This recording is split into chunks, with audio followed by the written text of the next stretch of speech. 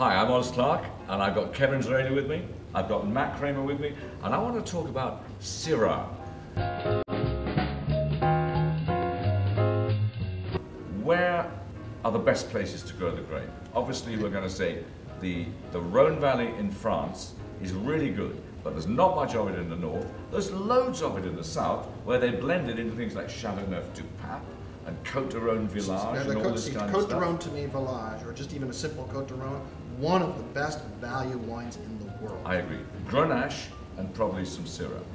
Go over to Australia. Now, Australia's Shiraz reputation has been spoilt rather, again, just like Chardonnay. In a way, Chardonnay and Shiraz are the two Aussie drinks. Right. And the reputation has been spoilt by big brands cheapening the flavour. But those Shiraz wines from Australia, from South Australia, very big. From Victoria, much more perfumed. From Western Australia, peppery and dark. And from the Hunter Valley, very famous, surprisingly gentle and elegant and easy to drink. Yeah. 4 different flavors we talked about. In other words, the Shiraz is already expressing place. Going over here to California, I'm sure that Syrah expresses place in California, if you let it. Oh, there's no question that it does. I mean, as Kevin, you were saying earlier about how, when you first wrote the Windows on the Wine, wine course book, you didn't even mention Syrah. In the 1990s, there was a tremendous replantation of the vineyards in California, as you know. And that was when, it was in the 90s, when Syrah really got planted. And one of the interesting twists is that most of the plantation occurred in 2 areas. The big bulk area, which is the Central Valley, and then California's Central Coast, typically along the coastline where it's fairly cool. We haven't talked at all about things like strains or clones of grapes, and it's quite shocking how different things can be.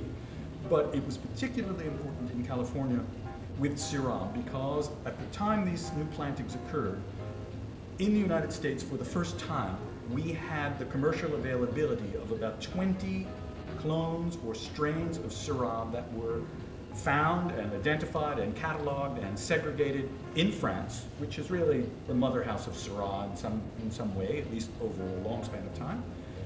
And those clones were ideal for cooler climates. And so Syrah had a 180-degree turn in quality and in variety and in style and in expression of place.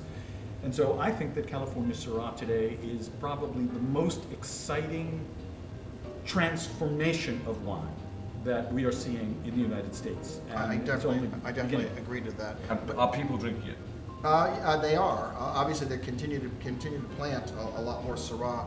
But I think what I've heard from just now from both of you, it would be very, very difficult for you to put a definition to a Shiraz or to a Syrah. I heard you say more place. It's coming from the place. So I think the consumer listening to this right now should understand that the Rhone Valley has its own style. Australia, and you just mentioned like 5 different regions in Australia. Just trying to impress you. I'm buying your book. And also in California, where it's fairly new and what's going on. Is there any other place in the world where you're going to see good Syrah or Shiraz? Chile. Chile, okay. Argentina. All right. Cheap and good. South Africa. I never say cheap. I always say inexpensive value. Inexpensive and good. New Zealand. If you want some of the most astonishing cool climate flavors in red wine you've ever had, New Zealand Shiraz or Syrah is absolutely remarkable. Okanagan Valley from British Columbia. When was the last time you had one of them? Actually, I was there in the fall. Yeah. So, Swiss? Have you had any Swiss? I haven't. I missed Syrah? that. No, I missed those. I missed that. I think just to wrap it all up, the French styles on the whole are leaner and drier, lots of muscular flavors, maybe a bit smoky, maybe a bit rocky, a bit earthy. Right from down the south, they get a wonderful perfume sometimes in the Languedoc, some of those areas down by the Mediterranean.